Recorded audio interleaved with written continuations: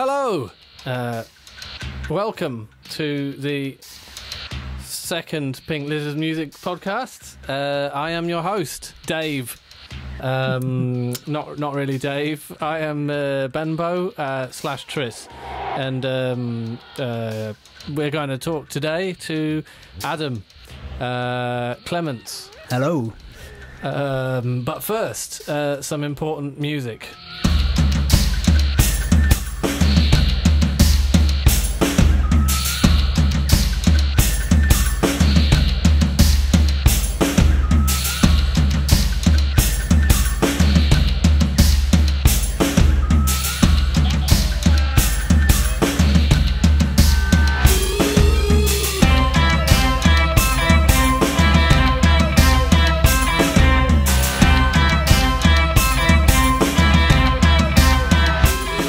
I say important music. It is obviously not important. No music is important. Only economics are important, and George Osborne's suppliers of whatever he needs to have brought to him are important. Music is just a small matter for idiots. That is true. I've heard that.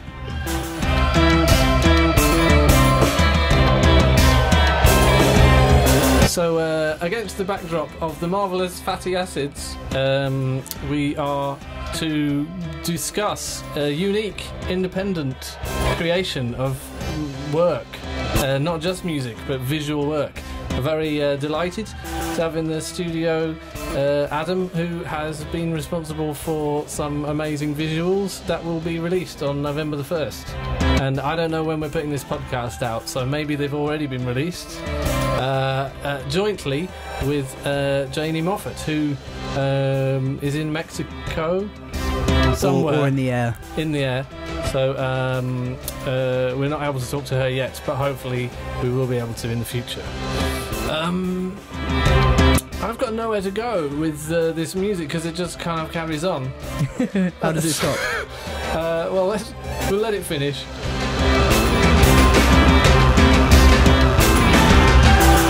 It's good though, I haven't heard this one before. It's what we call in the trade a banger. That's a technical term, is it? I wouldn't understand that. No, non-musical people rarely do.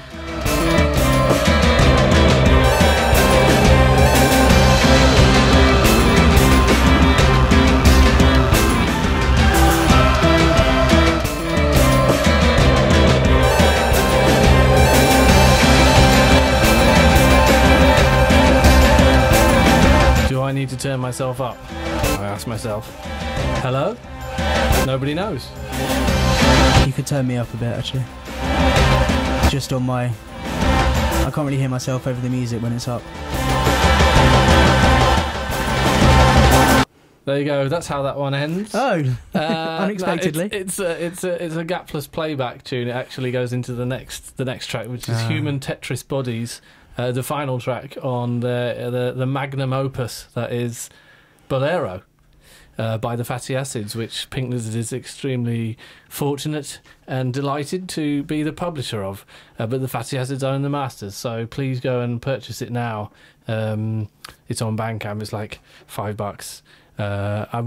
We've got some vinyl here in the UK, a few copies. So if anybody wants to buy that, send us a message. And we will put it back on the shop because I think we're in disarray on the shop. We moved the shop. The shop used to be on limited run, and then that was costing us $10 a month. So I was like, well, I love you, but we probably make less than $10 a month from the sales. So we moved it to Gumroad, which I think is probably a better experience anyway. So we have to put the vinyl back up on Gumroad, is what I'm saying. But if you want a piece of vinyl and you're listening to this in Europe, it's probably cheaper to get it from us. But why not get it from the fatties anyway? You know, why not? Just get it. Just get it. That's the important thing. Any way you can. So I asked Adam. Adam just came round for a chat, and I've corralled him to do this embarrassing appearance because of these visuals that he's done for my song, Me. It's all about me, called If You Feel Emotional. And so, Adam, welcome to the Pink Lizard Towers. Thank you. Yeah, it's an honour to be here. Have you come far? No, although I came long. In terms of time, geographically not very far, but when you're sitting on the 59 bus, it feels like it's very far. I'm happy that the long coming was in terms of time. But the 59 is a beautiful bus. Without it I wouldn't be here. South. So yeah, I love that bus, but it's a little bit challenging in when the ordinary folks are on there doing their commuting thing. Yeah, the rush hour thing. Yeah. Love London, but it is quite busy. Yeah, that's the right word. So, please, could you tell us? We should play this track, If You Feel Emotional, in a sec. But please tell us a bit about what you have done for the video. What will people see on November 1st? Well, this video, this was a really fun one to make, actually. Me and Janey basically got together when we could. We both had separate things going on at the time, but once in a while we came together, carried on with it, made a bit more magic, and it was mostly done out of the unglamorous location of my bedroom when I was living in Greenwich. I had the set permanently up on my desk, so it meant that I couldn't really do anything else for the time while we were making it. That's good, because this is a very lucrative contract for you as well. Well, no, exactly. I mean, I'm happy to put everything I am into this on that basis. No, it was really fun. Janey made the characters. So the characters are knitted, we should point out. Yes, the knitted characters, yeah. And they're really cool looking. And this feels like I've decided that it should be billed as a sequel to the Sheep on Drugs video. Well, there's definitely a sense of continuity between the design look, which, like I say, like Janey's responsible for that side of it, and then I kind of man the camera, and we both sort of put our fingers in the set and move the things. Pipe cleaners, yeah. And how long does it? The film is like 3 minutes 20, something like that. It's the length of the track. Yeah, I think it's 3 minutes 20 or 40. I think it was about 3.5. Yeah. How? And this is stop motion. Yeah, it was stop motion. Yeah, which I haven't done a lot of lately. Actually, I should do some more. How long does it take to produce 3 minutes 20 or whatever? It can be quite painstaking. Because we were shooting. There's ways you can not cheat, but kind of make things easier.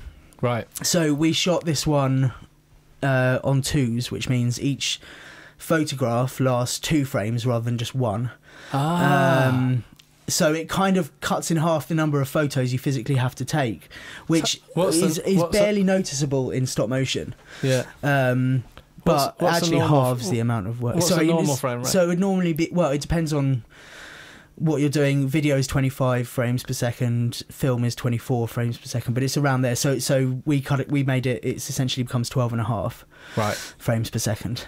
So it basically cuts in half the amount of animating you need to do. So basically what you're saying is for the very lucrative amount of money that I was able to find you for this, you only gave me half a video. We do owe you. Well, we don't owe you another video really, but we owe you the bits in between each frame. So we could go back and revisit this and kind of see what really happened. Do the in between frame. Yeah. That's kind of reading between the lines, isn't it? It's like looking between the frames. All the stuff that I insist on seeing, all the stuff that we missed. Yeah. So I've just. There's a whole other story there. Of course. I believe that this whole recording process may just have buggered up, but hopefully not. I can still see the red lines on the screen, and so I feel now is a good time to unmute this track and play it.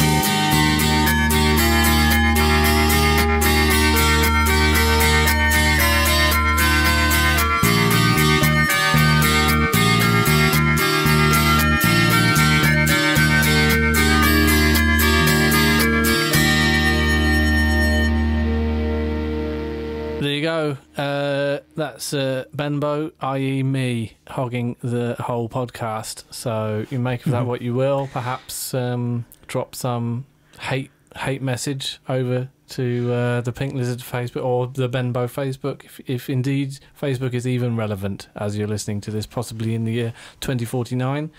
Well, you weren't really in the first podcast that much, so you can just make up for it. Okay, yep.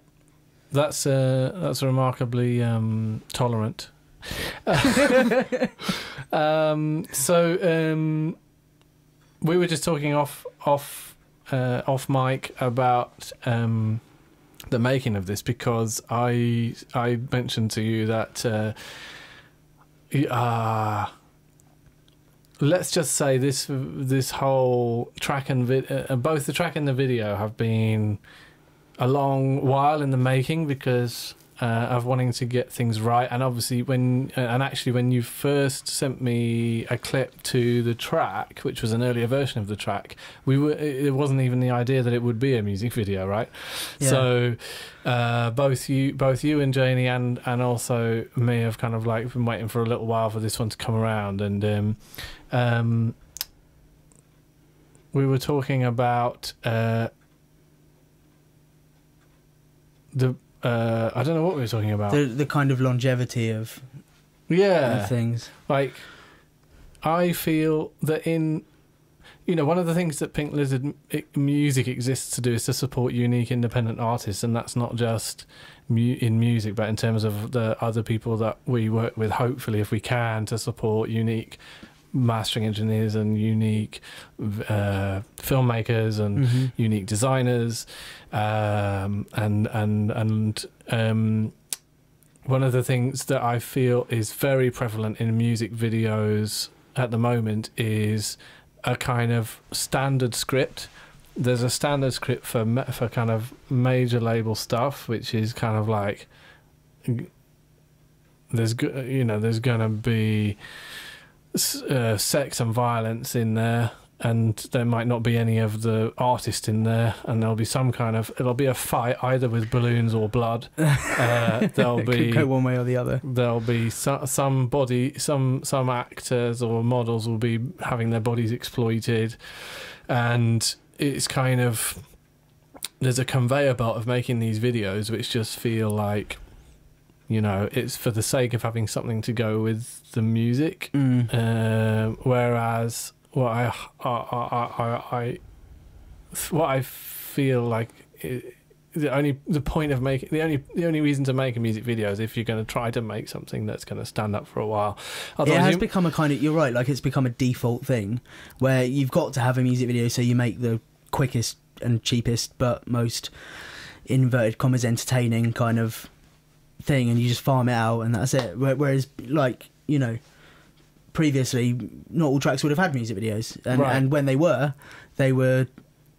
because there was a special idea there, So which I guess speaks to the fact that maybe people, YouTube's the biggest place to consume music, if consuming is like even a word one should use in that context. But the people expect music to be visual, and maybe it shouldn't be. Fuck all that. I think there's nothing wrong with that, as long as people put the same effort and attention into the video as they do into the track.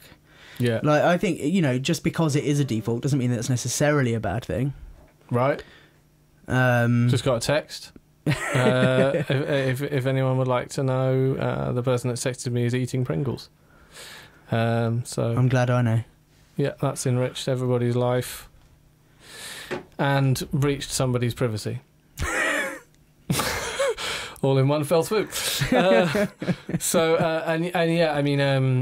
also just released the video for Worst Part, the radio edit of Worst Part by the Fatty S's, which Kelly Michael Anderson cut for the band, and he's been shooting footage of them for 7 years, and he's 7 years. Wow! Like since they first was the idea of a band, and in their basement, and the love that you can see in that video, because he shot all that footage, he knows all that footage, and he spent many hours going through it, editing it, and not just cutting it, but also... Do you mean when he shot that stuff over 7 years, was it his intention to build up 7 years worth to cut something, or was it just incidental? I think it was kind of, he's a filmmaker, he had a Canon 5D or whatever, and he started shooting and is friends with the band, so shot them backstage when other people were making the music videos, and just happened to keep it, and then it was right to cut for this. Because it just seems to me like the Fatty S's have a really great substance as a band. They're like they're a proper band. There's nothing fabricated about them. They have a sense of humour, they have an aesthetic, and they have like 3 albums. I only discovered them on Bolero, but they have another 2 albums, and there's so much substance there that what we wanted to do, because nobody had sort of introduced them to the UK, was to say, here's a band with substance, but they're also a new band to most of us. So check out what they are. And it just so happened there was this archive of footage, so it seemed to make sense to ask somebody to cut that, and it made and I'm glad that it was Kelly that cut it, because he shot it, so he knew it was there, and he's also given it a spin. But anyway, so we were just kind of speaking to, I guess, what what has it cost you, kind of personally, to kind of try and pursue a unique vision? Because you've developed a very specific kind of approach to storytelling, I feel, and in some ways a couple of specific animation styles maybe. But I think, thank you first off, that's a very flattering way of describing what I do. I've never really thought about necessarily consciously developing a specific aesthetic.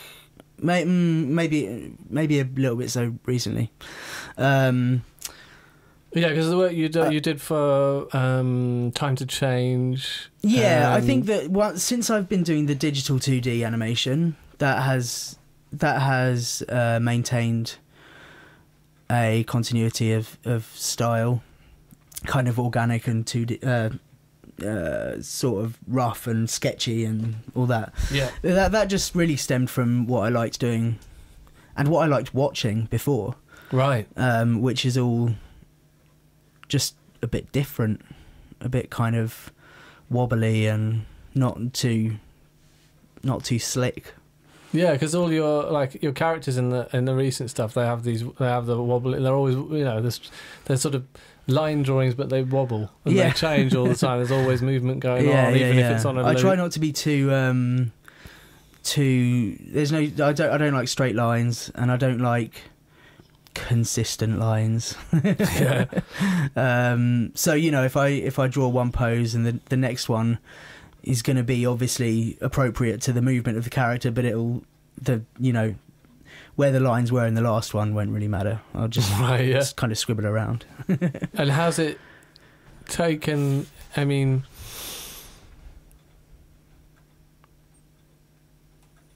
how have you ended up at this point? What do you feel are like a couple of the formative experiences of you as an animator? I think my first proper animation job beyond just experimenting when I was a kid was when I was working for Janey and Mike down in Hastings, and we got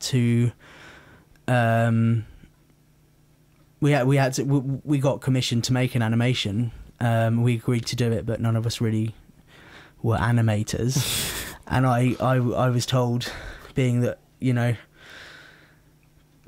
dog's body, in a good way, I mean that in a good way, but yeah. I was the one who ended up being told, can you make this animation, because you sort of have to. And I just threw myself in at the deep end and just did it. I knew the basic principles of animation, not as well as I do now, but I knew how it worked. I knew, that it's shoot a frame, move it, shoot another frame, move it, whatever. Yeah. But anyway, going back to how that was a formative experience, I was terrified the whole time, and I wanted to get it over and done with as quickly as possible, and so it was a bit rough around the edges. Right. But I then watched it and I was so proud of it, and I kind of liked that roughness about it. So you sort of fell into the roughness. I fell into the roughness, exactly. Yeah, I mean, it basically, it wasn't Aardman. It was plasticine, but it was a bit rough. Yeah. And I thought, well, Aardman already exists. Disney already exists. When I'm doing the 2D stuff, all these things exist. But now that I'm saying this, maybe there's a reason that what I do doesn't exist. But I like to think that what I do doesn't exist, and that I hope to think that maybe it should. And obviously it feels like you enough for you to... Yeah, I mean, it's just, that the precision of animation that animation requires, the patience and all that, it just doesn't feel like me. Right. So... Oh, what you mean, to do it sparkly? So exactly. So right. So if I could probably do it if I tried, but that's not what I want to do. Yeah. So I like doing it quickly. I like seeing the result of stuff quickly. I like to not worry too much where the lines go. Yeah. As long as it makes sense visually. Yeah. You know what I mean? Yeah, totally.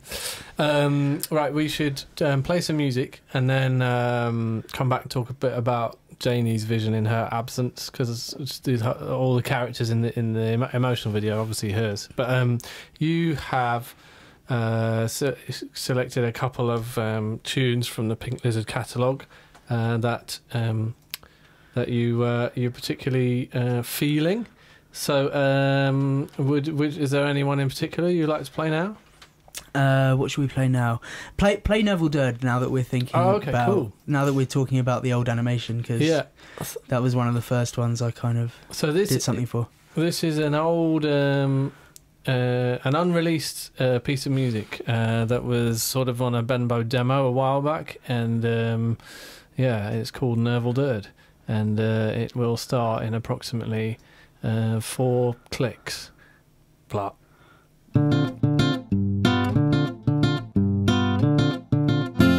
I don't know if what I'm saying is making any sense whatsoever. Totes.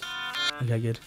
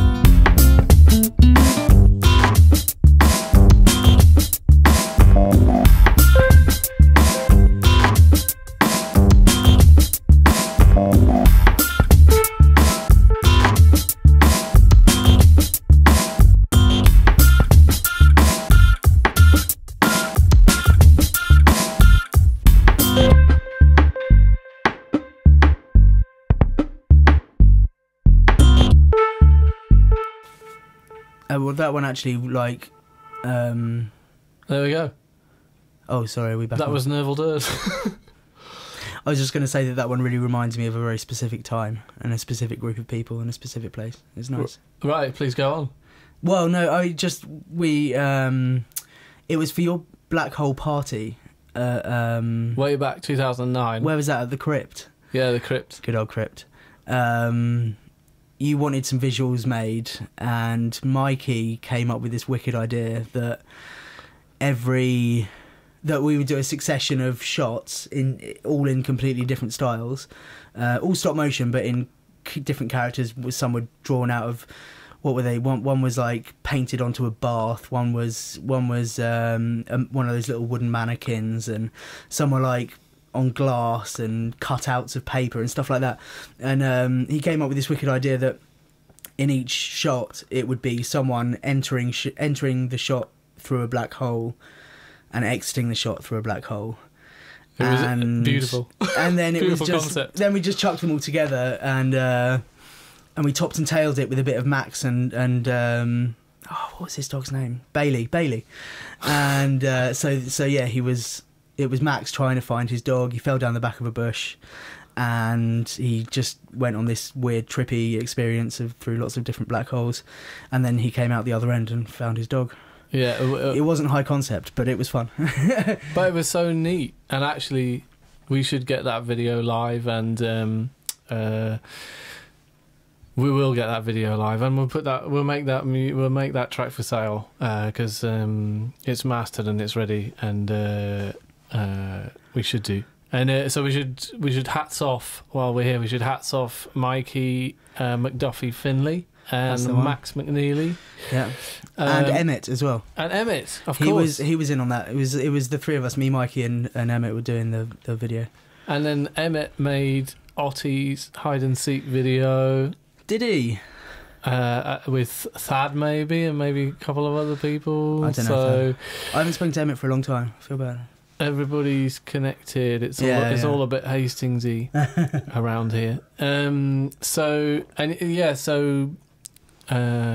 There was a unique vision for that Nurvel Durd video, and there was a unique kind of vision, I think, for the If You Feel Emotional video, and that is really, driven by Janey's character design, I think. And, yeah, totally. I mean, is the story like a joint thing, or? Yeah, kind of. I to be honest, I would say again it was more her. I was with that one. I was on animation and camera. She was on sets, characters. Yeah. The way things looked. Yeah. What I find fascinating about kind of the existence of what I love about it is that Janey has worked on ads, she's worked on films, she's produced corporate stuff, and what she's doing like more regularly now is related to the knitted characters, right? And knitting as a form of expression and storytelling. The Craftomation Factory stuff, and it's all based around craft and everything. But and it's just her. That's what you said, but it's true. Like it's so much that she's just found who she is, like as a creative person, and she's just doing it, and it's great. I love that, and she's always had that about the stuff that we've done together. Yeah. And that was partly why we clicked as a kind of duo, as collaborators, because we both like the whole rough around the edges thing, and that comes into her work in terms of making the sets and the characters, and then I enjoy animating them because the animation style feels right for the character style, and it all just sort of fitted together. And I think If You Feel Emotional, that's where everything just came together really nicely in that one.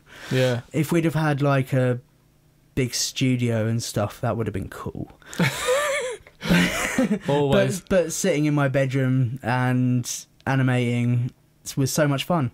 And going back to what you're saying about finding out who you are as well, like that, Janey kind of really helped me work out. It was around the time that we made If You Feel Emotional that I started to realise that I wanted a stylistic and conceptual direction for what I was doing. Oh, right. And Janey's always really helped me in working out the importance of working out what you're about. Yeah. And she's done it so well with her stuff. Yeah. And yeah, it's hard, right? And it takes time. The thing is that when you're creative, like, I don't like using the word artist really because it sounds a bit pretentious, but when you're a creative person and you're creating, you're always developing, you're always changing, that's just being a person. That's what being human is, isn't it? I mean, I'm not going to make a video tomorrow and then go, right, that's it. Yeah. For the rest of my career, I will do the same thing over and over again. Yeah. But it's a more abstract thing. Finding out what you're about, not just visually. Even as a visual artist, it doesn't mean just visually. It's like the way I'm doing, like all the socially conscious angle on what I'm doing now. Like that's more important to me than the way it looks. Right. So this is your kind of company name is Tree Tunnel. And you're looking at working on socially conscious pieces of work. Company is a bit grandiose. It's me basically, but I make it look like I'm a company. I feel you. Yeah. So the angle there is doing advertising and advertising for non-profits and ethical businesses, and socially conscious documentary work. Right. That's kind of top line what we're doing. I'd still like to do music videos, but more as a just me, you know, not under Tree Tunnel. Yeah. Because Tree Tunnel is, I feel like, a really strong identity now, and that's not, and like I say, that's not just about a visual aesthetic. Yeah. It's about having that attitude and that direction in terms of who I am, you know, what I like, what I want, who I want to support, and stuff like that. And was it?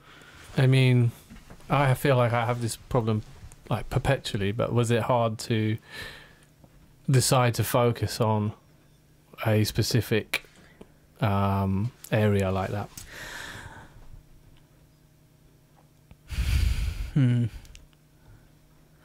Sort of. Okay, so it was hard to. The thing is that I didn't one day just go, oh, I need to find an area to focus on. Yeah. And then put loads of work into what that was. It did kind of just gradually reveal itself. Yeah. So, for example, like Buddha. I wish he would stop revealing himself. Sorry. He's going to get in trouble. Sorry to all Buddhists. Excuse me. Sorry to Adam for interrupting his health. Yeah, inducing a fit of coughing. Yeah, no, it did just it kind of was a gradual thing. So it doesn't feel like it was hard. I didn't work at it. It just appeared. I was lucky because I was at university at the time, so I wasn't really having to. Well, I wasn't really having to do anything because I was a student and lazing around a lot of the time. This is why, this is why George Osborne should cut all university tuition fees and everything related to universities. We all know that students. I mean, they gain nothing from the experience. They're not. They don't become productive economic units for that time. Nope. And but they are useful for incurring debt, which can be packaged up and sold as part of collateral debt swaps and whatever they're called. Yep. So maybe keep universities. Yeah, but not for free. Not for education. Not for education. Simply for a debt accrual. Yeah. Yeah. So just sorting out the world here on Pink Lizard Music's podcast with the magnificent Adam Clements, and a round salute to the genius of Janey Moffatt, who cannot be with us today, but I hope Janey might consider coming in future and talking more about what she's doing with her characters. That should definitely happen. I agree. So we should play some more music as selected by Adam from the very limited catalogue of Pink Lizard music. So what would you like to play next? Play To Shake the Mountain. All right. That's my favourite. Cool. So it's just going to take me a little while to get it sorted out because I'm basically rubbish. Okay. So would you like to kind of introduce this? Well, I'm not really the one to introduce it, but I can say that when I heard it, it just blew me away. And it's been going round and round my head for about a year or more. What year was it you did this?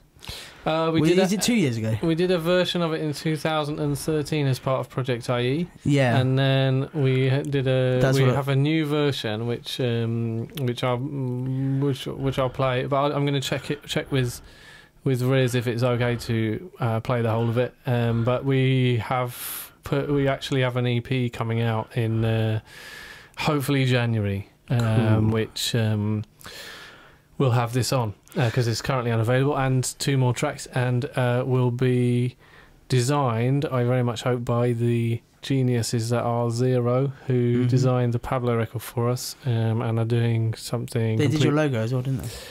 Not the Pink Lizard logo, that was Paige Money over in I don't know whether she's in Atlanta or New York at the moment. That was the genius of Paige. What was it they did then? Oh, they did the record sleeve. They did the record sleeve, so they did the unpronounceable pink label that Pablo is on with the X's. They designed that logo. Yeah. So they designed a Pink Lizard for us, and then we need some more money to get other people to design more labels for us. Cool.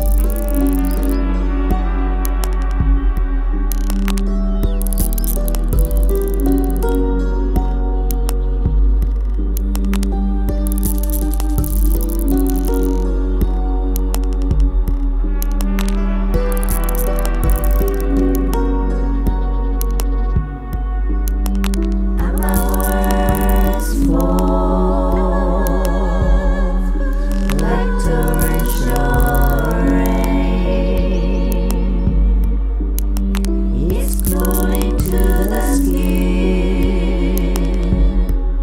souls fed in a naked world, where black is white, and white is black.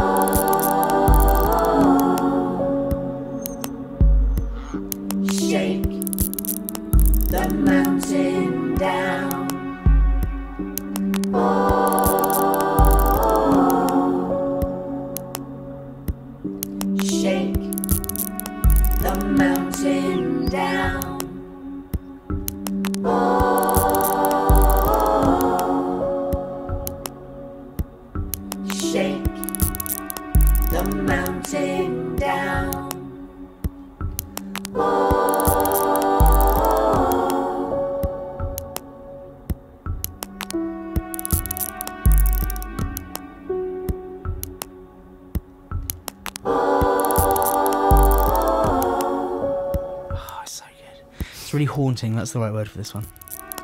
Yeah, I remember this was such a surprise. I think we're doing that under the name Alone in Splendour, actually. Oh, are you? Okay, yeah. Cool.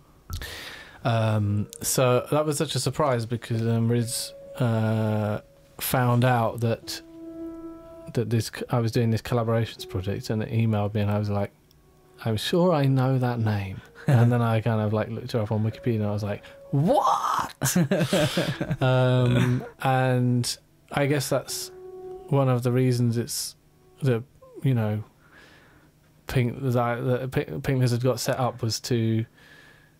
I met so many amazing artists, whether they're established like Riz or whether they're not established and just just working from their bedroom or in their spare time from a full-time job or whatever it is, and everybody equally valid as an artistic voice, and so it's really quite mind-boggling, really, that that chance encounter has kind of spiraled into this situation where we're sitting here talking about that, and we later on I think we're going to play a track off Neotropic's fourth album, which we just re-released, which hasn't been available digitally for ages. So I don't know what we're going to talk about at this point. What would you like to talk about? Why don't we... No, my mind's blank.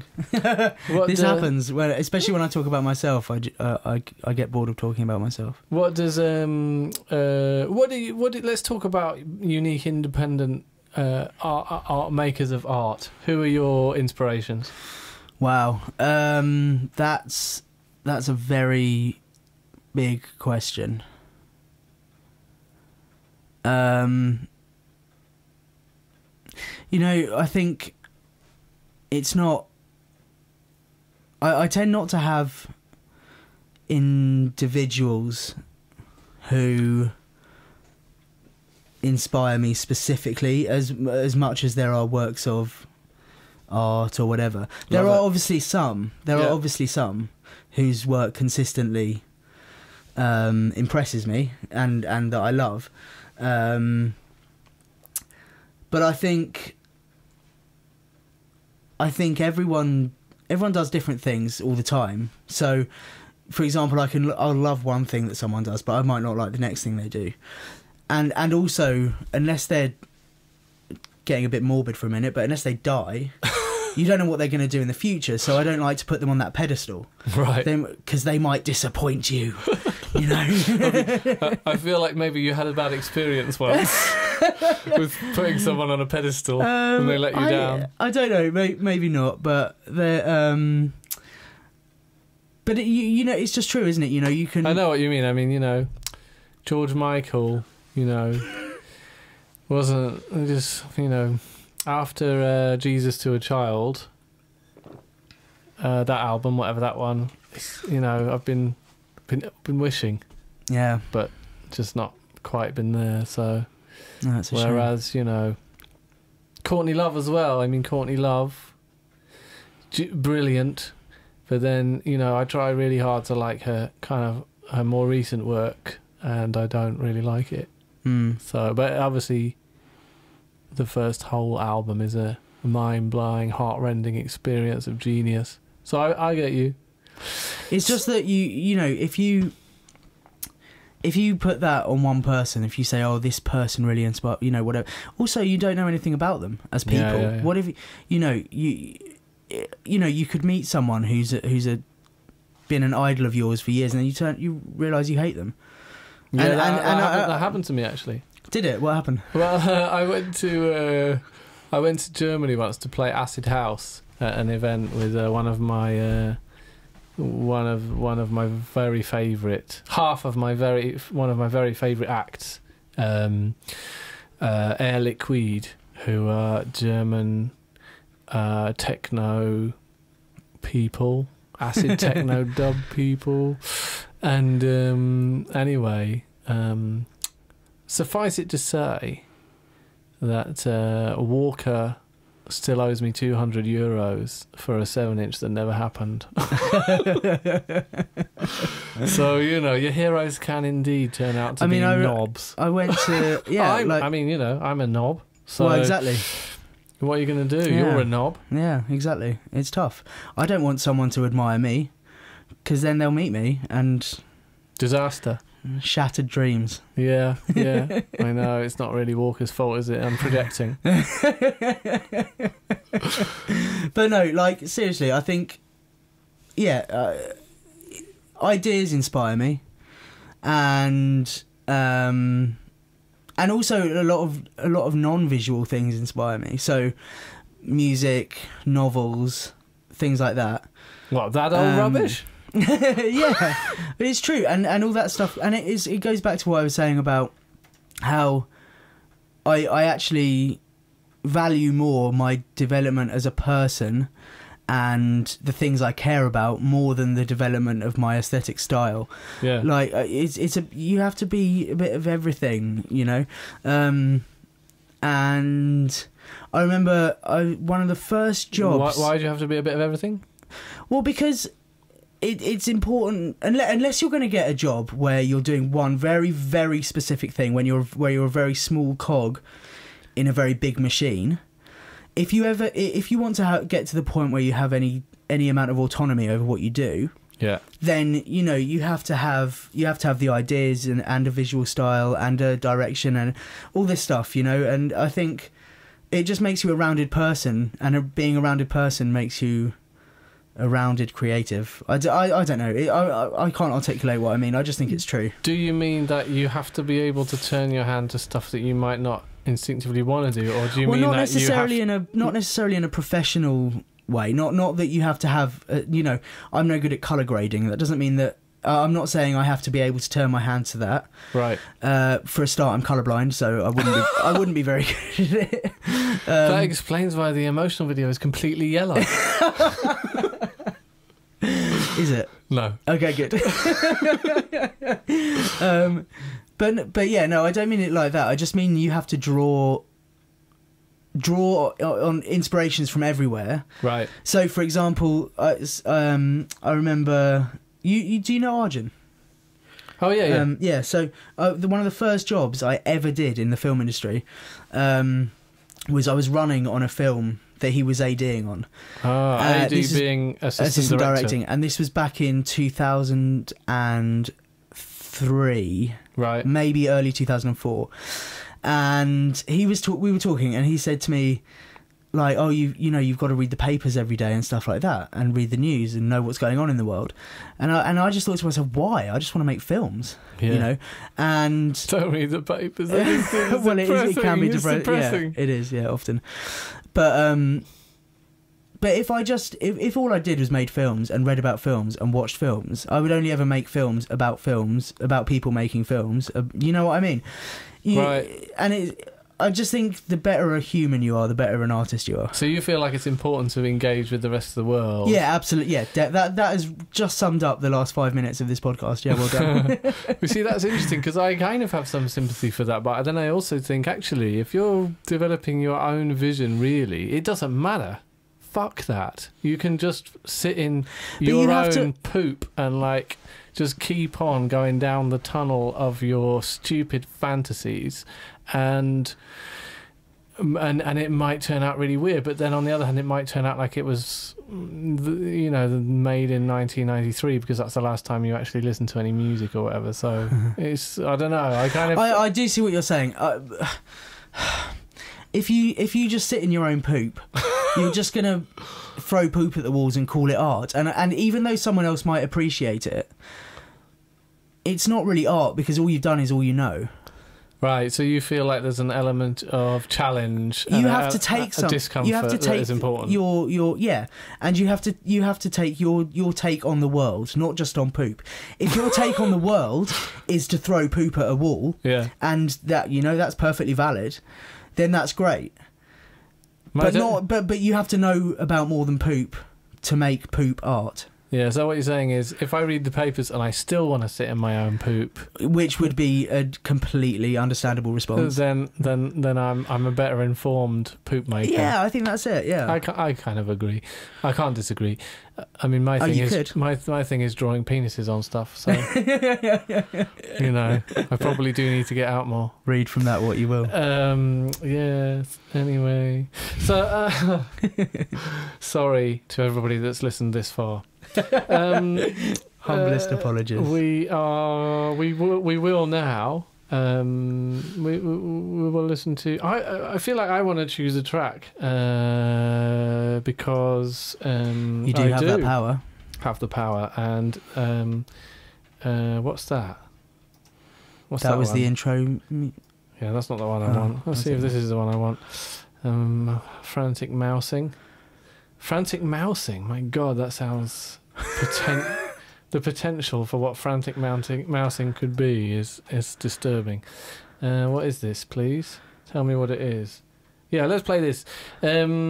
just because I think it's pretty cool, and it's Rob McFarlane's remix of Worst Part by the Fatty Acids.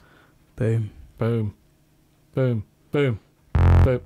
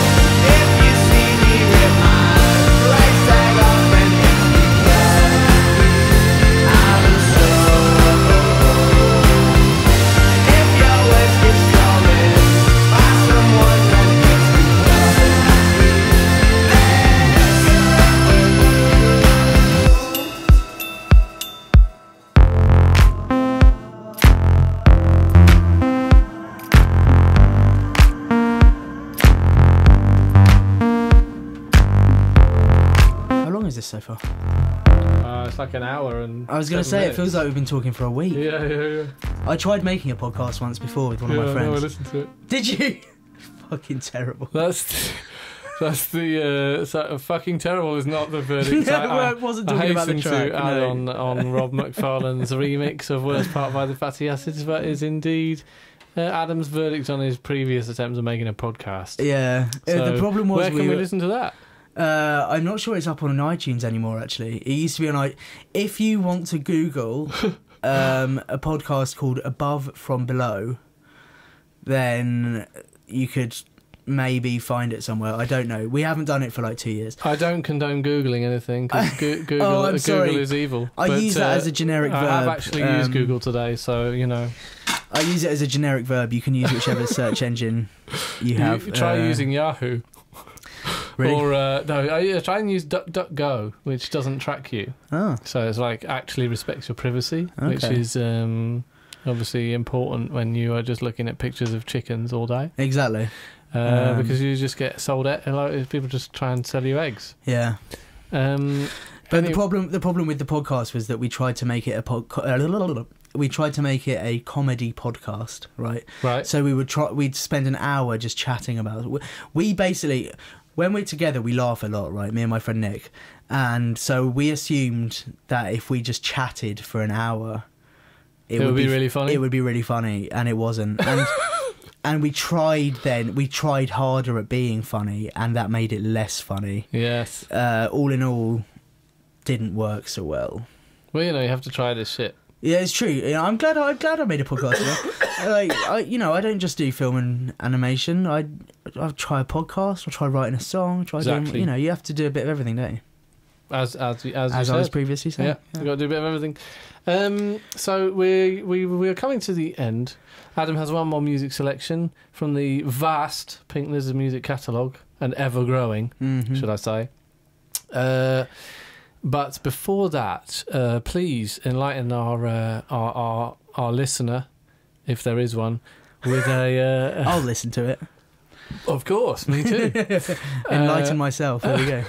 Remind yourself. Remind myself of one or two of the works of art that you have found to be unique and inspiring in recent years. Okay. Top one by a country mile is an animation called "It's Such a Beautiful Day." It's a feature animation. Well, it's kind of a short feature. It's about 60 or 70 minutes, so it's not full feature length, but it's 3 short films which were designed to work together as one feature, each short being an act. What's it called again? I've forgotten already. It's Such a Beautiful Day. And It's Such a Beautiful Day. And it's animated by a guy. It's animated by a guy called Don Hertzfeldt. Okay. And he has created a work of pure genius. He did almost everything himself. He just kind of drew stick figures on paper and then chucked in all these weird film effects and stuff. Oh, wow. And sounds rubbish.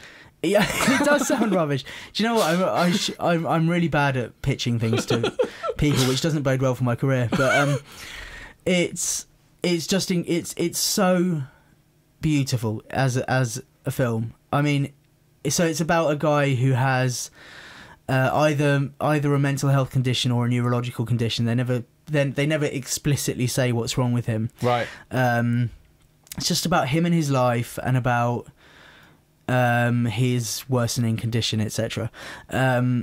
But yeah, I feel like the more I talk about it, the worse it's going to sound. No, it's cool. I like it. So it's got stick people in, weird effects. Is about someone who's got a neurological condition or a mental health condition, and it's called "It's Such a Beautiful Day." It's Such a Beautiful Day, and it's directed by Don Hertzfeldt. That's right. And it's 60 to 70 minutes long, and it's 3 separate shorts that are made to work as one. And then you found it very inspiring because it's just it do you know what I mean? Yeah. Actually, I forgot. You got 2 selections left. So you got one by Neotropic and one by Panaelectric and Ish. So, would you like to? Which one would you like to do? I think we should go out with Panaelectric and Ish. Yeah. Well, I mean, are you going to play the whole thing? We'll leave it on the end of the... maybe. Why not just... Yeah. Leave it on the end of the podcast, because it's 23 minutes long. So that was one unique what was the thing. Which one was it? The If We Were Trees one? Yeah, you want to have that one? Yeah, let's have that one now. Yeah. Why'd you like this? It's just really nice. I just really like listening to it. I know that's... I'm really... honestly, I feel like I'm not doing any justice to all these things that I'm trying to recommend. Why should you have to provide a critique beyond it's really nice and I just like listening to it? You shouldn't have to. I suppose you shouldn't have to. No, that's what it's all about. It's really nice and he likes listening to it. Ladies and gentlemen, this is If We Were Trees by Neotropic from her actually probably classic 4th album, White Rabbits, which by chance has just been reissued through Rouge Reptile, our Pink Lizard Music reissues label.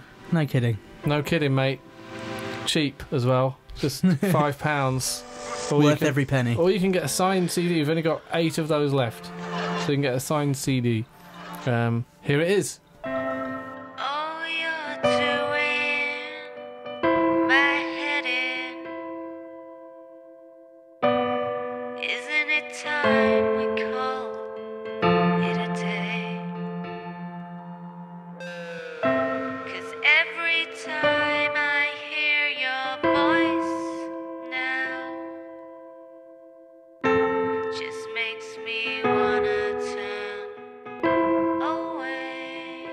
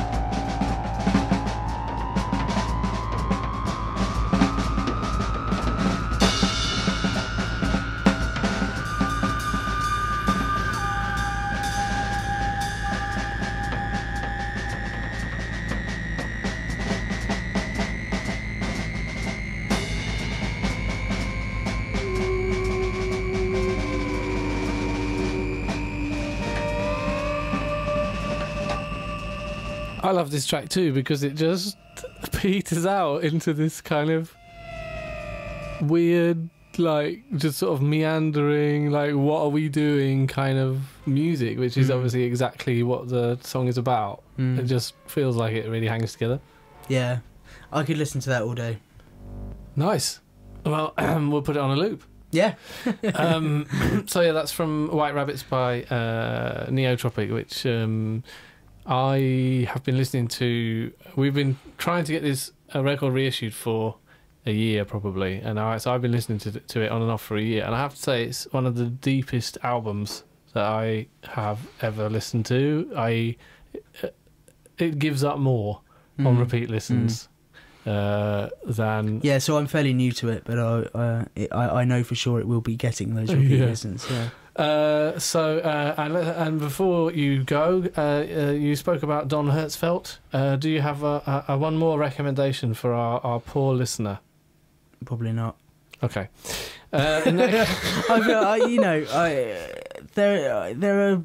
if I was to list another one thing, I'd want to list another 100. Okay. Because Don Hertzfeldt's that film. That's the thing. That's the thing that's been going round my head. Cool. Recently. Nice.